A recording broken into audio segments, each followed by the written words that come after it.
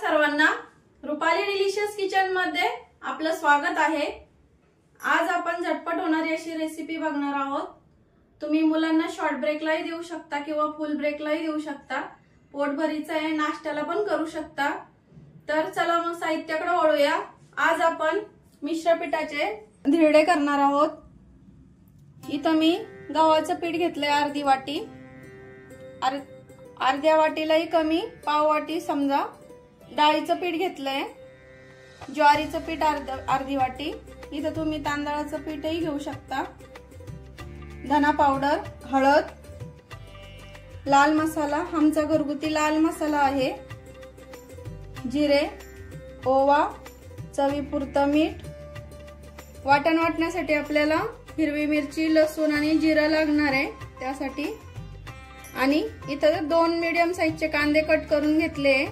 बटाट्याची भाजी पण करणार आहे, बटाटे 2 मॅश करून घेतले। इथं यातला अर्धा कांदा मी बटाट्याच्या भाजीसाठी पण वापरणार आहे आणि कोथिंबीर घेतली, दोन्ही मिळून अशी पुढे दाखवते मी तुम्हाला। आता आपल्याला आधी वाटण वाटून घ्यायचंय।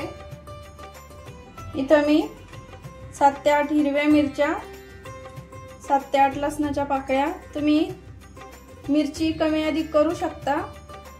अर्धा चमचा जिरं टाकायचं आहे। आता हे मी बारीक वाटून घेते।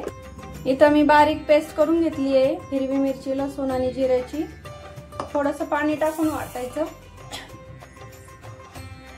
पाणी टाकून बारीक वाटून घ्यायचं। आता आपण सगळे पीठ एकत्र करून घेऊया। थोडं थोडं पाणी टाकून आपल्याला त्याचं असं पातळ मिश्रण तयार करून घ्यायचं आहे। आता एकदम असं पातळ मिश्रण तयार करून घेते मी। अशी पातळ एकदम स्लरी करून घेतली आहे। आता बटाट्याची भाजी करून घेऊया। चला तर मग आता भाजी करून घेऊया। पाव चमचा धना पावडर, तेल गरम झालं, जिरं टाकायचं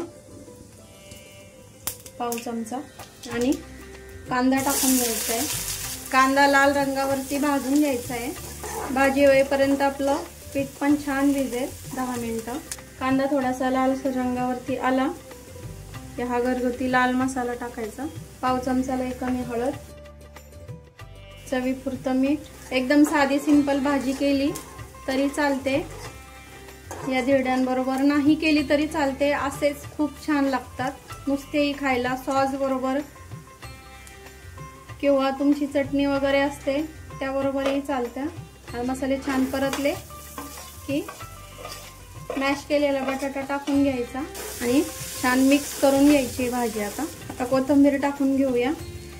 बघू शकता एकदम साधी सिंपल पद्धतीची भाजी केली आहे, पण किती टेम्पटिंग दिसते। आता धिरडे करून घेऊ आपण। भाजी झाली आपली। तर धिरड्यांसाठी तर पॅन गरम करायला ठेवलाय मी। पीठ पण आपलं आता छान भिजलंय, 10 मिनिटासाठी झाकून ठेवलं होतं। पॅन गरम झालाय, थोडंसं तेल टाकायचं। पहिल्या धिरड्याला सगळीकडे तेल छान पसरवून घ्यायचं, नाहीतर चिटकू शकतं धिरडं गव्हाच्या पिठामुळं। आता असं छान सगळीकडनं टाकून घ्यायचं आणि थोडंसं पातळ करणार आहे आपण हे। थोडंसं तेल टाकून घेते आणि झाकण ठेवायचं आहे। गॅस मीडियम करते। मीडियम गॅसवर आपल्याला छान खरपूस असं लालसर रंगावरती भाजून घ्यायचं आहे। धिरडं झालंय का बघूया। छान झालंय, कडेकडेने असं ब्राऊन दिसायला लागलं, याचा अर्थ आपलं धिरडं रेडी आहे। थोडंसं तेल टाकून घेणार आहे। तुम्ही इथं तूप, बटर वगैरे वापरू शकता। आणि मीडियम गॅसवर आपल्याला छान भाजून घ्यायचं आहे खरपूस दोन्ही साईडनी। दुसऱ्या साईडने आता बघूया, छान परतलंय। आता काढून घेते मी।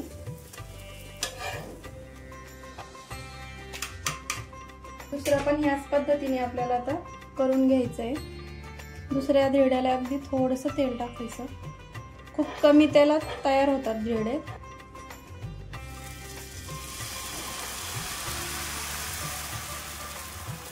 दररोज पोहे, उपमा वगैरे खाऊन कंटाळा येतो, कधीतरी असं पोटभरीचा नाश्ता तुम्ही करू शकता। थोडंसं तेल टाकून घेते साईडनी आणि झाकण ठेवायचं, मीडियम गॅस ठेवायचा, छान भाजून घ्यायचं खरपूस। बघूया आपलं धिरडं झालंय का। कडा छान ब्राऊन रंगावरती आले, छान झालंय, खरपूस असं भाजलंय मस्त। दुसऱ्या साईडनी पण छान भाजलंय, काढून घेऊया।